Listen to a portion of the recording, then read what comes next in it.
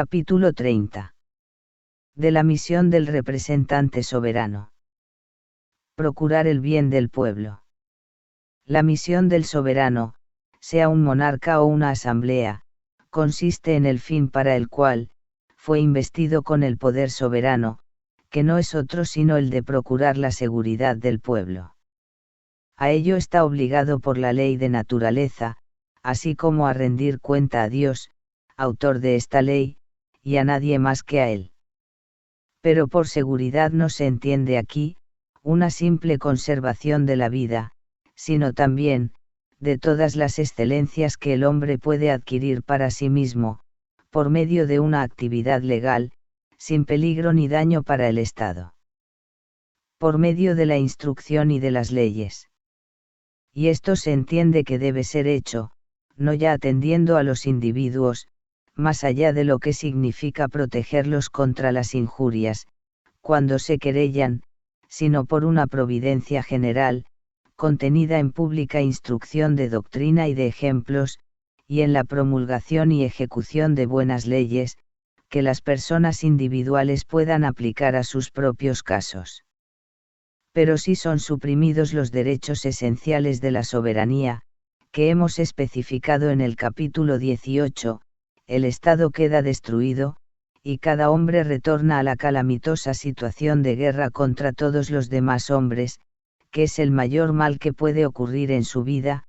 La misión del soberano consiste en mantener enteramente esos derechos, y por consiguiente, va contra su deber. Primero, transferir a otro o renunciar por sí mismo a alguno de ellos.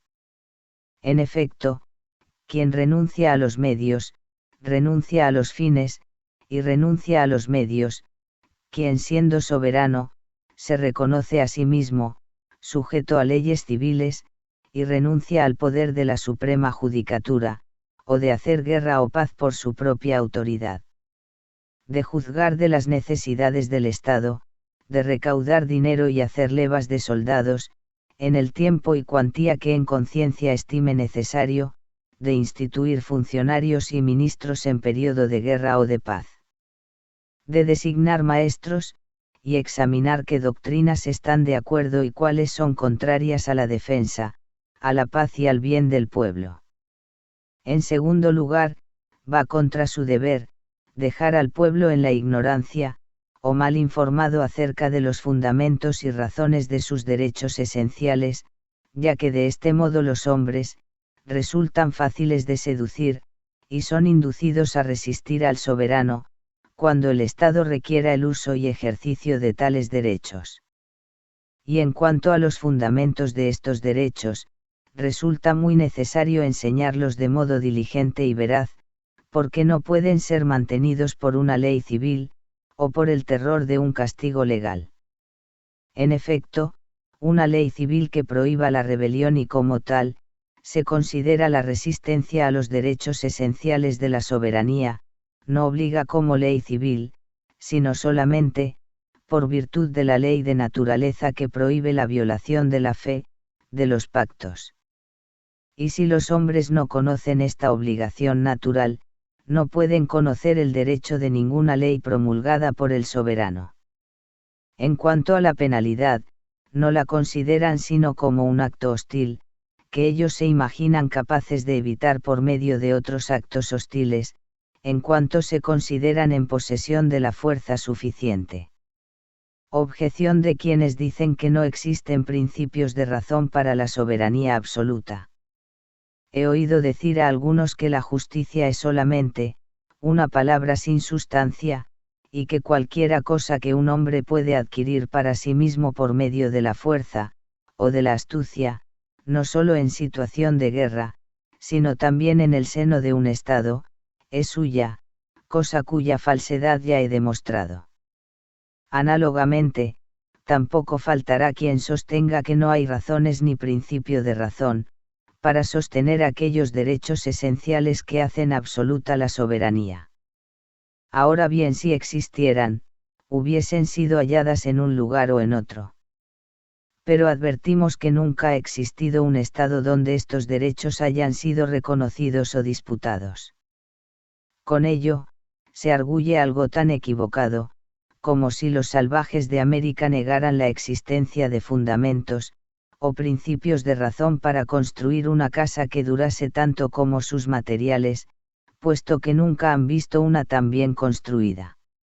El tiempo y la laboriosidad producen cada día nuevos conocimientos. Y del mismo modo que el arte de bien construir, deriva de los principios de razón observados por los hombres laboriosos, que estudiaron ampliamente la naturaleza de los materiales, y los diversos efectos de la figura y la proporción, mucho después de que la humanidad, aunque pobremente, comenzara a construir.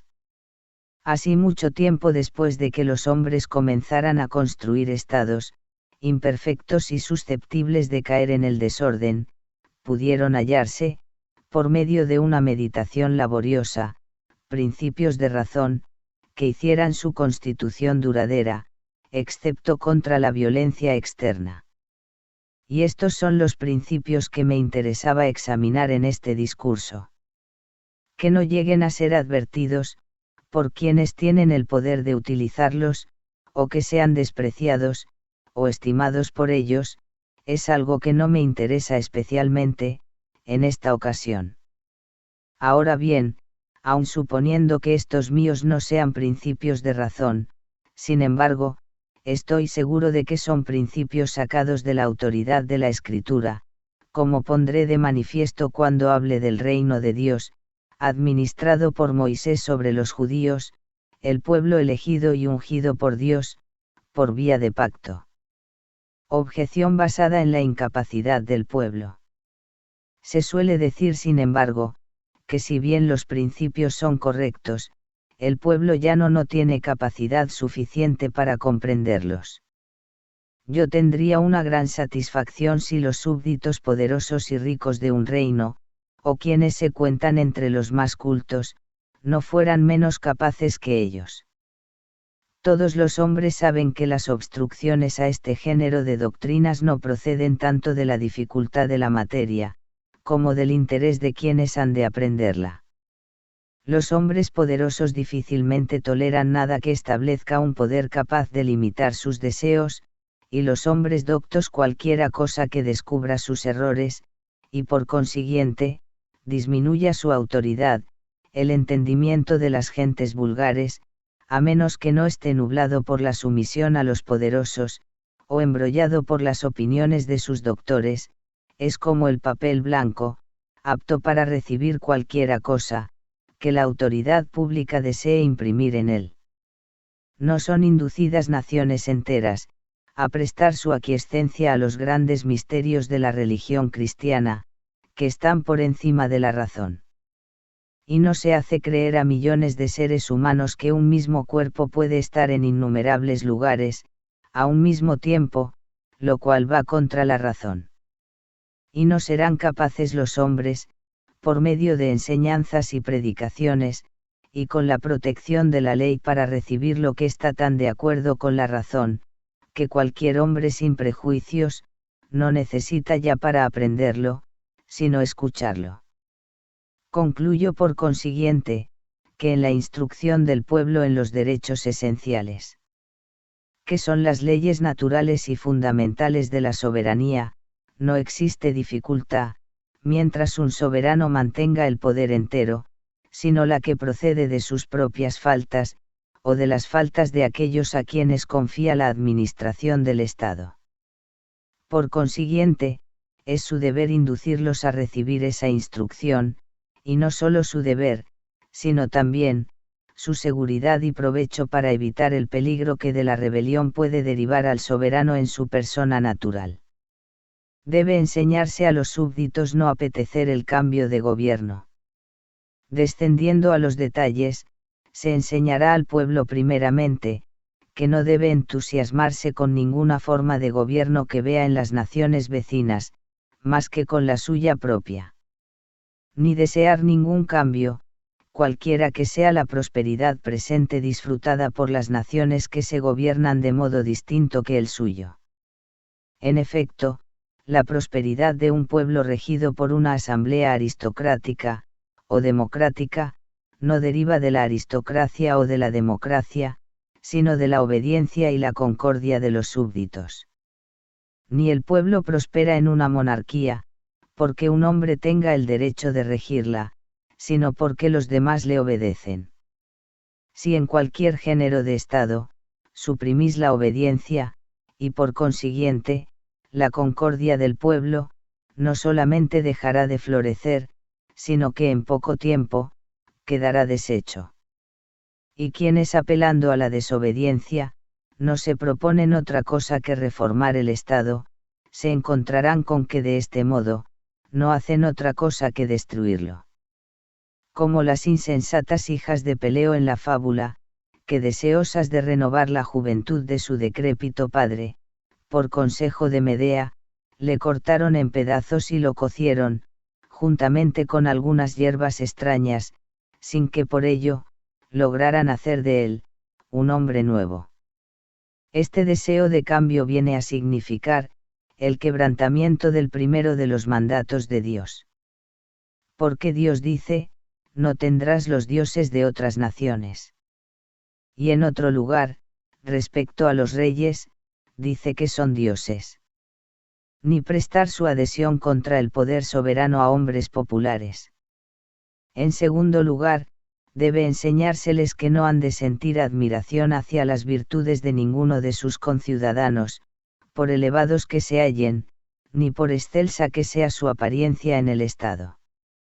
Ni de ninguna asamblea con excepción de la asamblea soberana, hasta el punto de otorgarle la obediencia, o el honor debido solamente al soberano, al cual representan en sus respectivas sedes.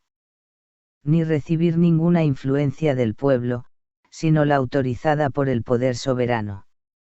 En efecto, no puede imaginarse que un soberano ame a su pueblo como es debido, cuando no está celoso de él, y sufre la adulación de los hombres populares, que le arrebatan su lealtad, como ha ocurrido frecuentemente, no solo de modo clandestino, sino manifiesto, hasta el extremo de proclamarse el desposorio con ellos, in facie ecclesiae por los predicadores, y por medio de discursos en plena calle, lo que puede oportunamente ser comparado, con la violación del segundo de los 10 mandamientos.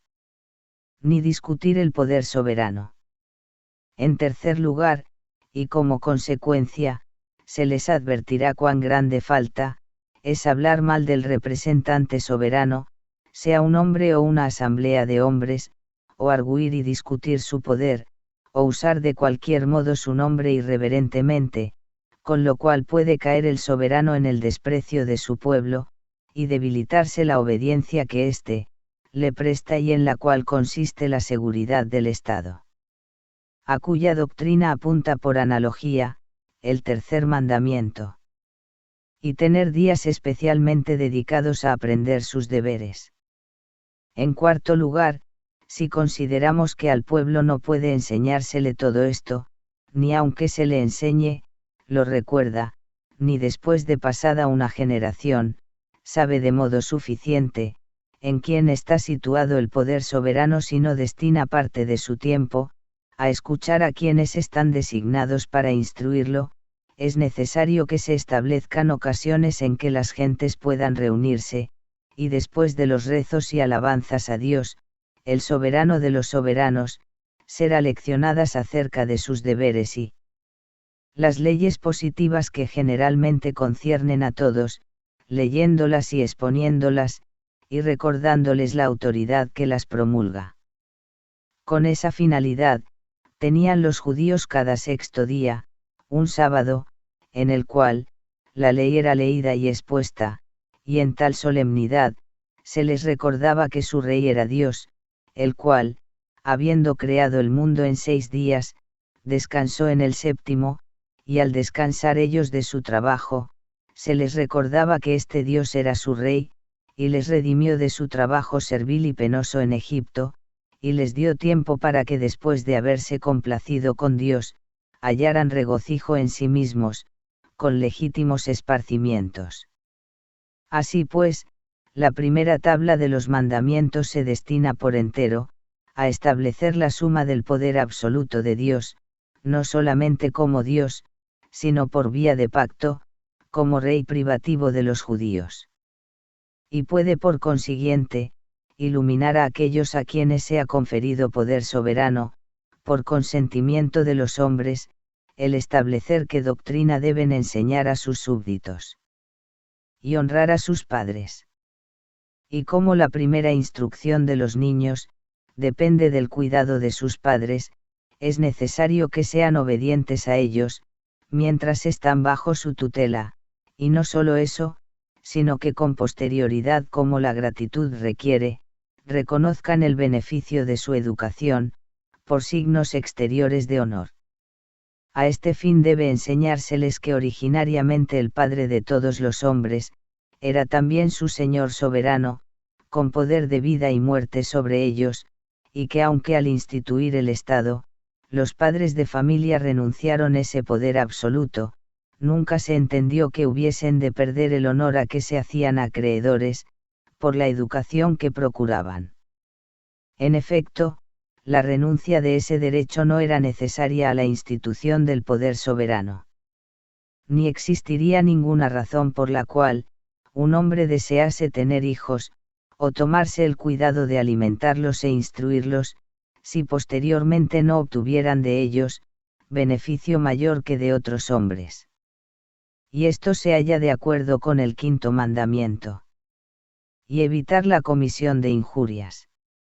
Por otra parte, todo soberano debe esforzarse porque sea enseñada la justicia, consistiendo ésta, en no privar a nadie de lo que es suyo. Ello significa tanto como decir, que los hombres sean aconsejados para que no sustraigan a sus vecinos por la violencia. O por el fraude, nada de lo que por autoridad soberana les pertenece. De las cosas propias, las más queridas a un hombre son su propia vida y sus miembros. En grado inmediato para la mayoría de los hombres, las que conciernen al afecto conyugal, y después de ellas, las riquezas y medios de vida.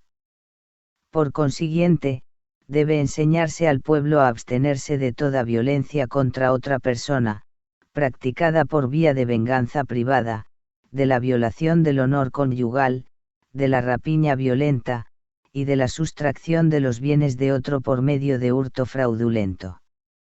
Con este fin, conviene patentizar, las consecuencias perniciosas de los juicios falsos, obtenidos por corrupción de los jueces, o de los testigos en los que se suprime la distinción de propiedad, y la justicia queda sin efecto. Todas estas cosas se examinan en los mandamientos sexto, séptimo, octavo y noveno. Y hacer todo esto sinceramente y con el corazón. Por último, interesa enseñarles que no solo los hechos injustos, sino los designios e intenciones de hacerlos, son injusticia, puesto que ésta consiste tanto en la depravación de la voluntad, como en la irregularidad del acto. Es esta, la intención del 10º mandamiento, y la suma de la segunda tabla, que queda reducida a este precepto exclusivo de la caridad mutua. Amarás a tu prójimo como a ti mismo. Del mismo modo, que la suma de la primera queda reducida al amor de Dios, a quien los judíos han recibido recientemente como rey suyo. El fin de las universidades. En cuanto a los medios y conductos gracias a los cuales, puede el pueblo recibir dicha instrucción, tenemos que inquirir por qué procedimientos, tantas opiniones contrarias a la tranquilidad del género humano, han logrado sin embargo, arraigar profundamente en él, a base de frágiles y falsos principios. Me refiero a los especificados en el capítulo precedente, a saber, que los hombres deben juzgar de lo que es legítimo e ilegítimo, no por la ley misma, sino por sus propias conciencias, es decir, por sus propios juicios particulares, que los súbditos pecan al obedecer los mandatos del Estado, a menos que antes no los hayan estimado legítimos. Que la propiedad en sus riquezas, es tal que excluye el dominio que el Estado tiene sobre las mismas. Que es legítimo para los súbditos, dar muerte a los llamados tiranos. Que el poder soberano puede ser dividido, y otras ideas análogas que se suele imbuir al pueblo por tales procedimientos. Aquellos a quienes la necesidad y la codicia hace considerar atentamente su negocio y su trabajo, y aquellos por otra parte, a quienes la abundancia o la indolencia, les empujan hacia los placeres sensuales, estos dos grupos de personas abarcan la mayor parte del género humano, apartándose de la profunda meditación, que requiere necesariamente la enseñanza de la verdad, no solo en materia de justicia natural, sino también de todas las demás ciencias, adquieren las nociones de sus deberes. Principalmente, desde el púlpito de los sacerdotes, y en parte de aquellos de sus vecinos o familiares, que teniendo la facultad de discurrir de modo plausible y adecuado, parecen más sabios y mejor instruidos que ellos mismos, en materia legal y de conciencia. Y los religiosos, y quienes tienen apariencia de doctos, derivan sus conocimientos de las universidades, y de las escuelas jurídicas, o de los libros que han sido publicados por hombres eminentes en esas escuelas y universidades.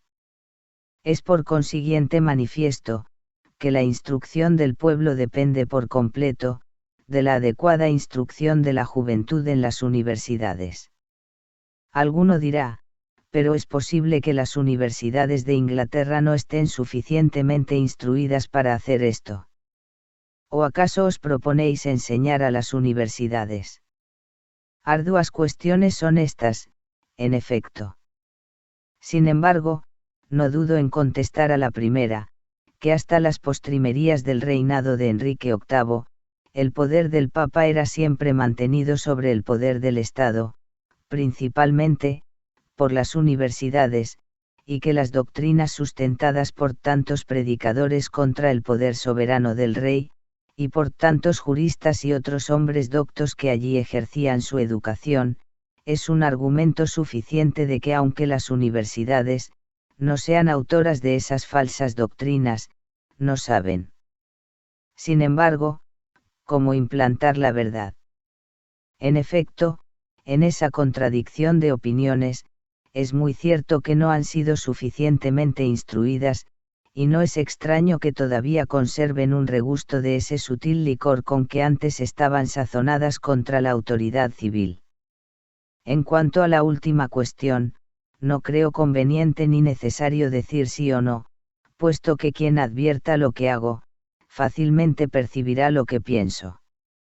La seguridad del pueblo requiere además, de aquel o aquellos que tienen el poder soberano, que la justicia sea administrada por igual a todos los sectores de la población, es decir, que lo mismo al rico y al poderoso que a las personas pobres y oscuras, pueda hacérseles justicia en las injurias que les sean inferidas, así como que el grande, no pueda tener mayor esperanza de impunidad cuando hace violencia, deshonra u otra injuria a una clase más baja, que cuando uno de estos, hace lo mismo a uno de aquellos. En esto consiste la equidad, a la cual, por ser un precepto de la ley de naturaleza, un soberano se halla igualmente sujeto que el más insignificante de su pueblo. Todas las infracciones de la ley, son ofensas contra el Estado. Pero hay algunas que lo son también, contra las personas particulares. Las que conciernen solamente al Estado, pueden ser perdonadas sin quebrantamiento de la equidad, porque cada hombre puede perdonar, según su buen criterio, lo que contra él, hagan los demás. En cambio, una ofensa contra un particular, no puede equitativamente ser perdonada sin consentimiento del injuriado, o sin una satisfacción justa. La desigualdad de los súbditos procede de los actos del poder soberano, por consiguiente, no tiene ya lugar en presencia del soberano, es decir, en un tribunal de justicia, así como tampoco existe desigualdad entre los reyes y sus súbditos en presencia del Rey de Reyes. El honor de los magnates debe estimarse por sus acciones beneficiosas, y por la ayuda que prestan a los hombres de inferior categoría, o no ser apreciado en absoluto. Y las violencias, opresiones o injurias que cometen no quedan atenuadas, sino agravadas por la grandeza de su persona, ya que tienen menos necesidad de cometerlas. Las consecuencias de esta parcialidad respecto a los grandes presenta los siguientes grados. La impunidad causa insolencia. La insolencia odio, y el odio, un esfuerzo para derribar todos los obstáculos opresores y contumaces, a una costa de la ruina del Estado. Igualdad de impuestos. A la justicia igual corresponde también, la igualdad en la imposición de tributos. Esta igualdad de tributación no se basa en la igualdad de riquezas, sino en la igualdad de la deuda, que cada hombre está obligado a pagar al Estado, por la defensa que le presta. Esto basta para un hombre, trabajar por la conservación de su vida, sino que también, debe luchar si es necesario, por el aseguramiento de su trabajo. Deben hacer lo que hicieron los judíos después de retornar de su cautiverio, al reedificar el templo, construir con una mano y empuñar la espada con la otra. O de lo contrario, tienen que contratar a otros para que luchen por ellos. En efecto, los impuestos establecidos por el poder soberano sobre sus súbditos, no son otra cosa que el salario debido a quienes sostienen la espada pública, para defender a los particulares en el ejercicio de sus distintas actividades y reclamaciones. Teniendo en cuenta que el beneficio que cada uno recibe de ellos es el goce de la vida, que resulta igualmente apreciada por pobres y ricos, el débito que un pobre tiene para quien defiende su vida, es el mismo que el de un rico por análoga defensa, salvo que el rico que tiene al pobre a su servicio, puede ser deudor, no solo por su propia persona, sino por muchas más. Considerando esto, la igualdad en la tributación consiste más bien, en la igualdad de lo que se consume, que en la riqueza de los consumidores. ¿Por qué razón quien trabaja mucho, y ahorrando los frutos de su trabajo, consume poco, debe soportar mayor gravamen que quien viviendo en la holgazanería, tiene pocos ingresos y gasta cuanto recibe, cuando uno y otro reciben del Estado la misma protección? En cambio, cuando los impuestos son establecidos sobre las cosas que los hombres consumen, cada hombre paga igualmente por lo que usa, y el Estado no queda defraudado por el gasto lujoso de los hombres privados. Caridad pública. Y como algunos hombres, por accidente inevitable, resultan incapaces para mantenerse a sí mismos por su trabajo, no deben ser abandonados a la caridad de los particulares, sino que las leyes del Estado, deben proveer a ello, en cuanto lo exigen, las necesidades de la naturaleza. Porque del mismo modo que es falta de caridad abandonar al impotente, así lo es también, en el soberano de un Estado, exponerlo al azar de esa caridad incierta. Prevención contra la holgazanería. En cuanto a aquellos que son físicamente robustos, el caso es distinto, deben ser obligados a trabajar, y para evitar la excusa de que no hayan empleo, deben existir leyes que estimulen todo género de artes, como la navegación, la agricultura, la pesca, y diversas clases de manufacturas que requieren trabajo. La multitud de los pobres, cuando se trata de individuos fuertes que siguen aumentando, debe ser trasplantada a países insuficientemente habitados. En ellos, sin embargo, no habrán de exterminar a los habitantes actuales, sino que se les constreñirá a habitar unos junto a otros, no ya apoderándose de una gran extensión de terreno con ánimo de expropiarlo, sino cultivando cada parcela con solicitud y esfuerzo, para que de ellas, obtengan sustento en la estación adecuada. Y cuando el mundo entero se ve recargado de habitantes, el último remedio de todos es la guerra, la cual procura una definitiva solución, por la victoria y por la muerte. ¿Cuáles son buenas leyes? Incumbe al soberano el cuidado de promulgar buenas leyes. ¿Pero qué es una buena ley? No entiendo por buena ley, una ley justa, ya que ninguna ley puede ser injusta. La ley se hace por el poder soberano, y todo cuanto hace dicho poder, está garantizado y es propio de cada uno de los habitantes del pueblo, y lo que cada uno quiere tener como tal, nadie puede decir que sea injusto. Ocurre con las leyes de un Estado lo mismo que con las reglas de un juego, lo que los jugadores convienen entre sí, no es injusto para ninguno de ellos. Una buena ley, es aquello que resulta necesario y por añadidura evidente, para el bien del pueblo. En efecto, el uso de las leyes, que no son sino normas autorizadas, no se hace para obligar al pueblo, limitando sus acciones voluntarias, sino para dirigirle, y llevarlo a ciertos movimientos que no les hagan chocar con los demás, por razón de sus propios deseos impetuosos, su precipitación o su indiscreción. Del mismo modo, que los setos se alzan no para detener a los viajeros, sino para mantenerlos en el camino. Por consiguiente, una ley que no es necesaria, y carece por tanto, del verdadero fin de una ley, no es buena. Una ley puede concebirse como buena cuando es para el beneficio del soberano, aunque no sea necesaria para el pueblo. Pero esto último nunca puede ocurrir, porque el bien del soberano y el del pueblo nunca discrepan. Es débil un soberano cuando tiene súbditos débiles, y un pueblo es débil, cuando el soberano necesita poder para regularlo a su voluntad. Las leyes innecesarias no son buenas leyes, sino trampas para hacer caer el dinero, recursos que son superfluos cuando el derecho del poder soberano es reconocido, y cuando no lo es, son insuficientes para defender al pueblo.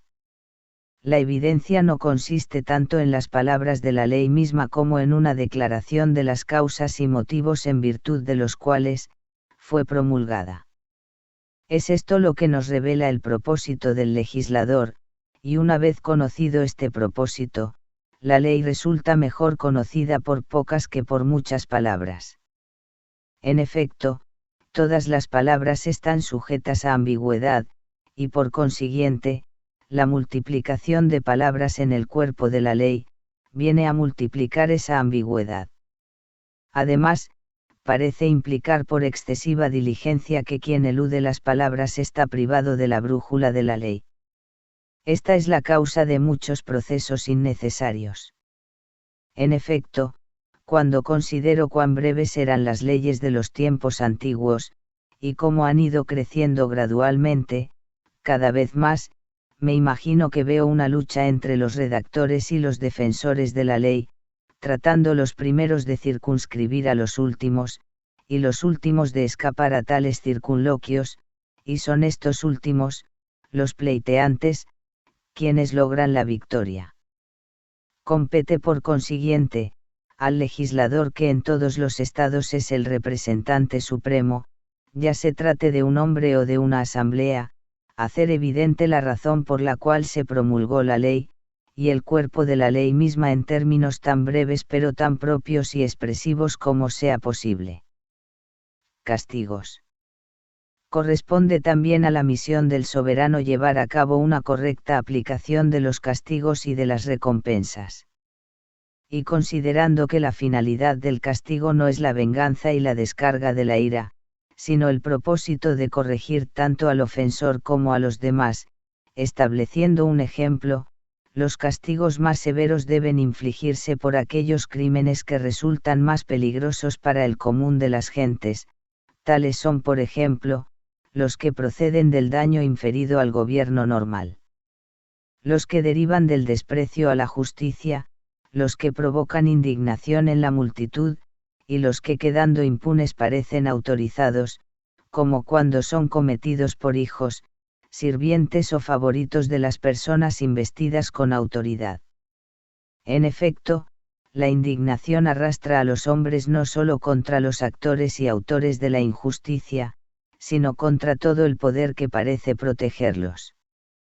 Tal ocurrió en el caso de Tarquino, cuando por el acto insolente de uno de sus hijos, fue expulsado de Roma y derrocada la monarquía. En cambio, en los delitos provocados por la debilidad, como son los que tuvieron su origen en un gran temor, en una gran necesidad o en la ignorancia de si el hecho era o no un gran delito, existe muchas veces, lugar para la lenidad, sin perjuicio para el Estado. Y la lenidad, cuando hay lugar para ella, es una exigencia de la ley de naturaleza. El castigo de los cabecillas e inductores en una rebelión, y no el de las pobres gentes que han sido seducidas, puede ser provechoso al Estado, con su ejemplo. Ser severo con el pueblo, es castigar la ignorancia que en gran parte, puede imputarse al soberano, cuya es la falta de que no estuvieran mejor instruidos. Recompensas. De la misma manera, es misión y deber del soberano otorgar sus recompensas siempre de tal modo que de ello, pueda resultar beneficio para el Estado.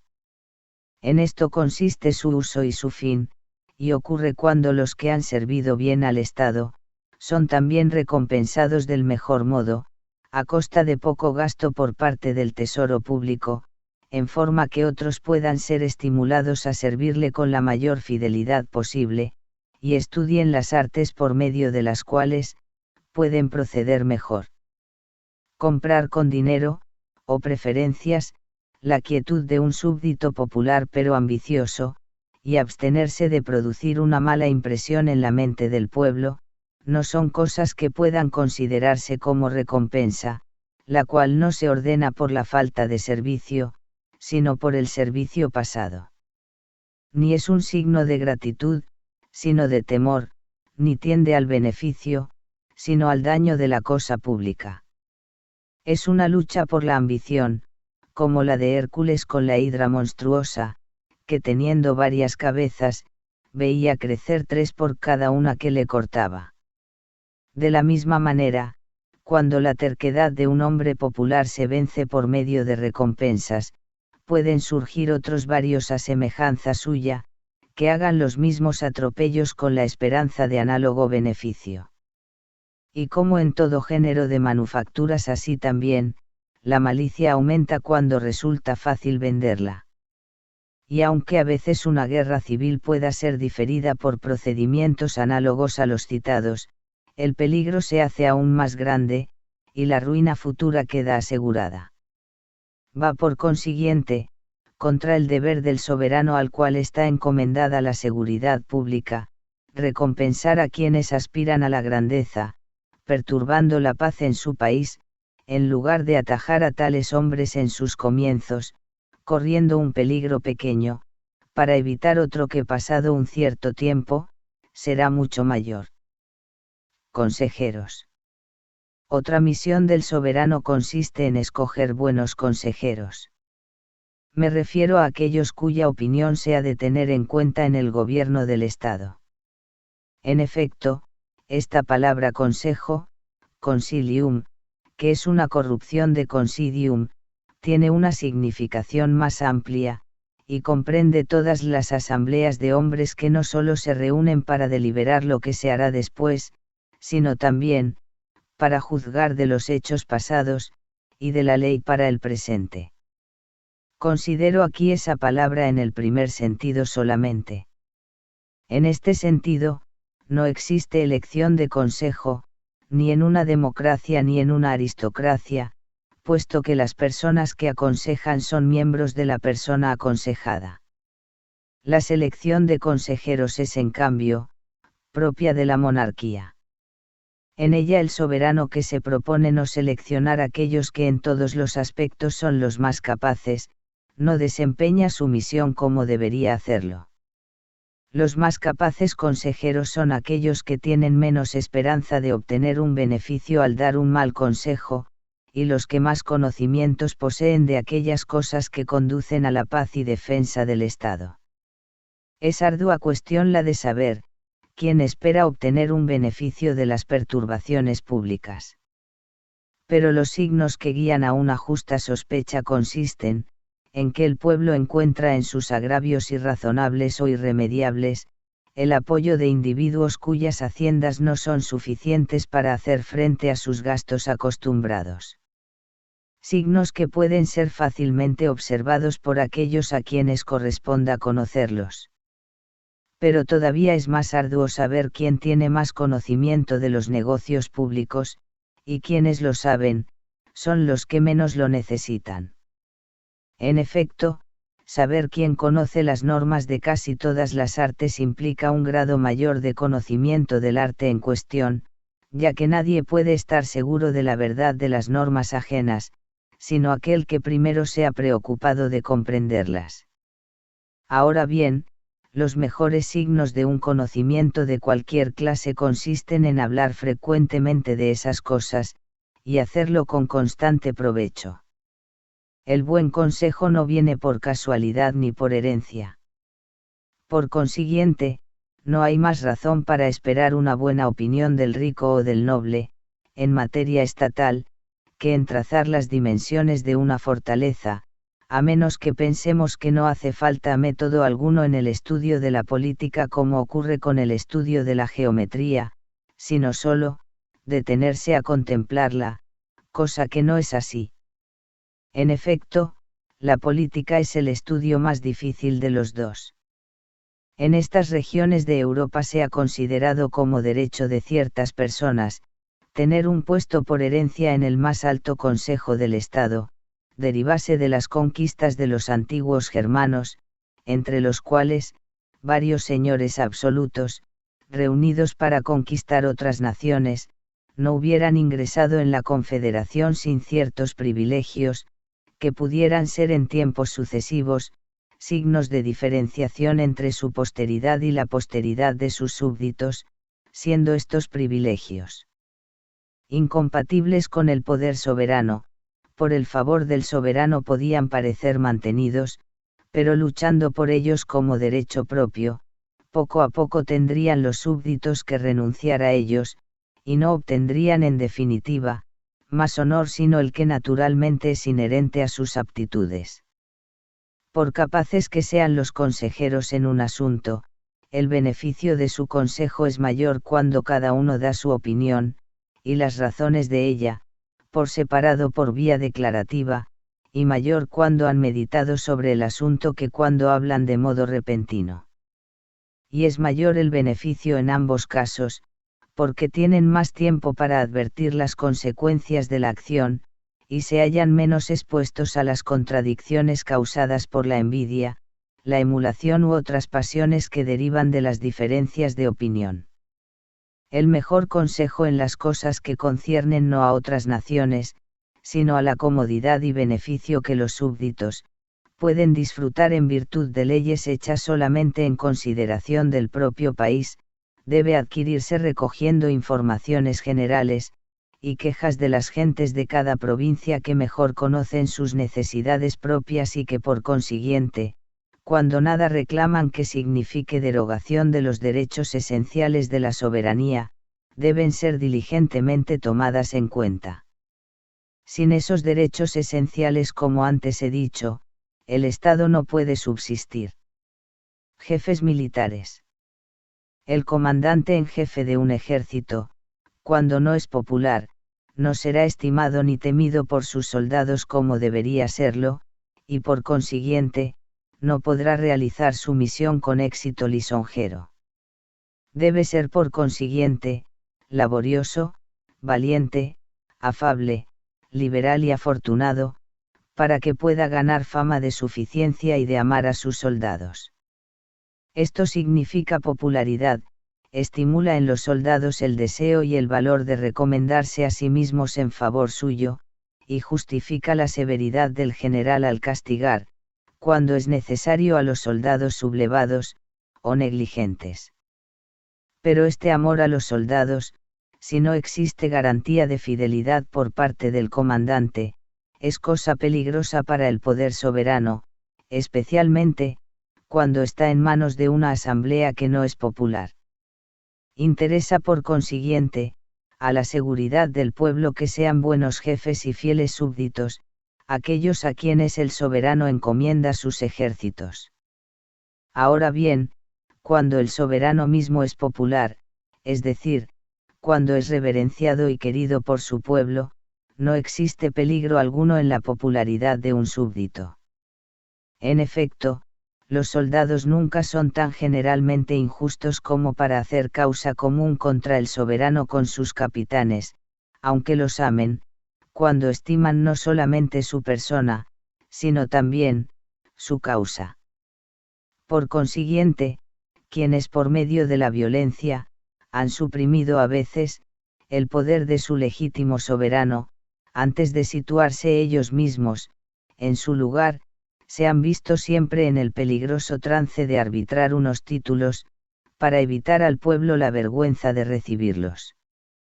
Tener un derecho manifiesto al poder soberano, es una cualidad tan popular, que quien la posee no necesita nada más por su parte, para ganar los corazones de sus súbditos, sino que lo consideren absolutamente capaz de gobernar su propia familia, o respecto a sus enemigos, de desbandar sus ejércitos. En efecto, la mayor parte y más activa de la humanidad nunca ha estado perfectamente conforme con el presente. Respecto a los oficios de un soberano con respecto a otro, comprendidos en la ley que comúnmente se denomina Ley de las Naciones, no necesito decir nada en este lugar, porque la Ley de las Naciones, y la Ley de Naturaleza, son la misma cosa, y cada soberano tiene el mismo derecho, al velar por la seguridad de su pueblo que puede tener cualquier hombre en particular, al garantizar la seguridad de su propio cuerpo. Y la misma ley que dicta a los hombres que carecen de una gobernación civil, lo que deben hacer y lo que deben evitar, uno respecto a otro, señala análogos dictados a los estados, es decir, a los príncipes soberanos y a las asambleas soberanas. No existe tribunal de justicia natural, sino en la conciencia, en la cual no reina el hombre, sino Dios, y cuyas leyes que obligan a la humanidad con respecto a Dios, como autor de la naturaleza, son naturales y con respecto a Dios mismo, Rey de Reyes, son leyes. Pero del reino de Dios como Rey de Reyes, y también, como Rey de un pueblo peculiar, hablaré en el resto de este discurso.